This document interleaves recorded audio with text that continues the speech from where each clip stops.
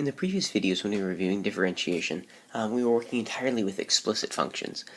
In other words, the functions were all y equals some function of x, so y equals some other function of x. We have to use implicit differentiation anytime we don't have an expression of one variable explicitly in terms of another. And so throughout this video you're going to see a couple of those different things.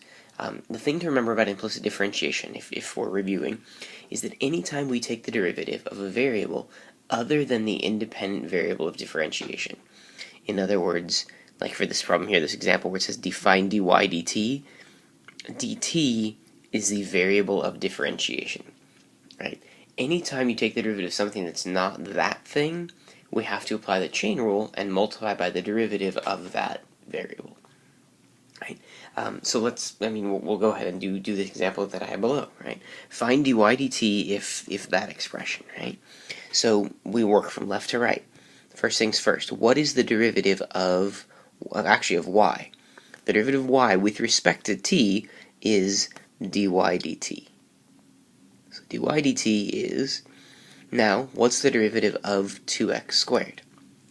Well, the derivative of 2x squared is going to be 4x times the derivative of what was inside. That thing inside was an x.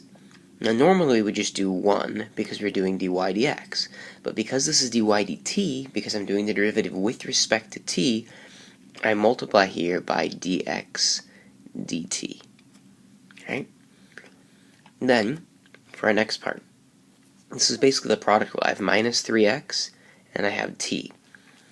So when I do this product rule, I'm going to do minus the derivative of 3x, that's going to be 3 dx dt, times leave the t alone. Then, this time, minus 3x, I'm going to leave the 3x alone, times the derivative of the t. Now this is the derivative of t with respect to t. So because that's its own variable, like the derivative of t is just going to be 1, right? And I don't need to put dt, because those effectively would cancel out anyway. You'd effectively end up with just 1. Right? So in the end, this here is my expression for what dy dt is. We could clean this up a little bit. We could say that dy dt is, 4x dx dt. So there's not really a lot of cleaning up I'm going to do here. Minus 3t dx dt minus 3x, whatever, same thing. That's an expression for what dy dt is. Now, I might just take a brief minute to talk about what the heck this means, right? This effectively says, hey, if you want to know how y changes with respect to t, if you want to, like, if t goes up, what happens to y? If you want to know, this is the relationship. It has something to do with the current value of x, it has something to do with the current value of t, and it has to do with how x is changing with respect to t. So that's sort of what that thing means, right? Implicit differentiation and related rates, the relationship between rates, really go hand in hand. So let's look at the next example. For this one, I want us to find dy dx and the second derivative, given that x squared minus 2y squared equals 10. So finding dy dx should be very simple. Pause the video and work through that one. If you're feeling up to it, take a shot at the second derivative as well. So here we go, the first derivative. I'm just going to sort of work through this from left to right. I am doing the derivative with respect to x this time. So x is sort of the variable of differentiation. Anything else needs a d something dx. So first things first, I've got my x squared. The derivative of that is 2x. Minus the derivative of 2y squared is 4y dy dx. Equals the derivative of 10, which is 0. At this point, I move things around. I end up getting dy dx equals 2x over 4y, which means x over 2y. So this is my first derivative, right? Now how do I find the second derivative? Well, we find the second derivative by just taking the first derivative again, right? So d squared y dx squared is the derivative of this thing, low d high, minus high d low. Now what is d low? What's the derivative of 2y going to be with respect to x? This is going to be 2 dy dx. And it's all over 4y squared. Square the bottom, and away we go. So now I have this thing, right? And I hope you guys remember from last year there's a trick that we can use here. There's something I can do to make this a lot nicer. Right? You remember what it is? It's this idea that we know what dy dx is. dy dx is x over 2y. So I can plug that in. My second derivative is 2y minus 2x times x over 2y all over 4y squared. My next step so often is I don't want to have this compound fraction here, so I'll multiply top and bottom both by 2y. When I do that, d squared y dx squared gives me 4y squared minus 2x squared all over 8y cubed. And right here is where we're supposed to notice something really neat from the beginning of the problem. Right? At the beginning of the problem, we were told that x minus 2y squared equals 10. X minus 2y squared equals 10. We were told that x squared minus 2y squared equals 10. Right?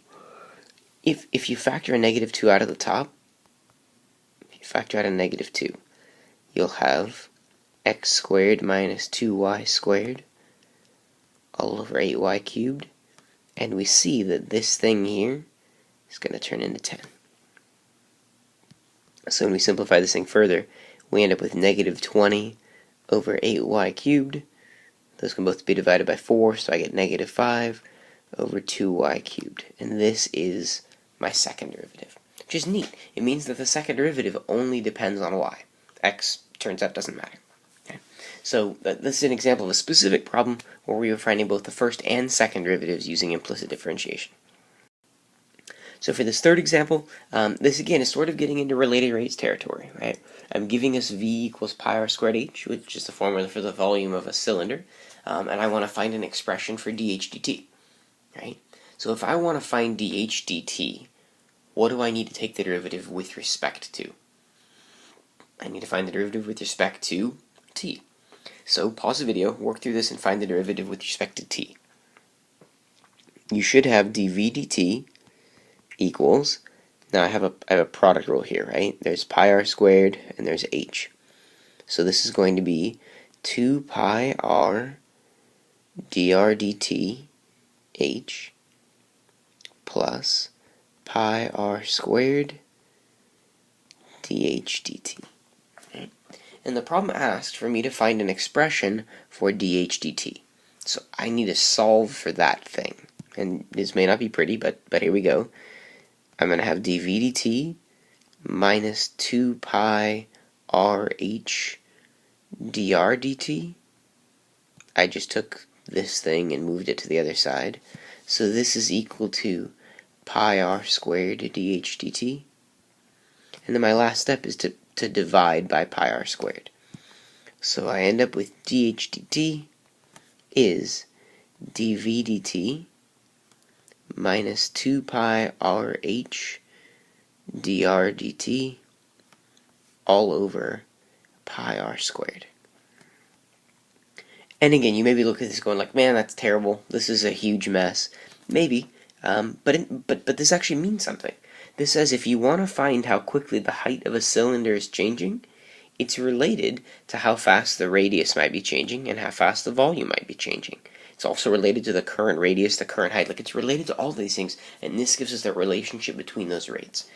So this started as an implicit differentiation review lesson, but I think also had some hints of related rates in it as well. So hopefully that made sense. You know, if it doesn't, be in the habit of writing down what your questions are and being prepared to ask those when you're in class. I'll see you there.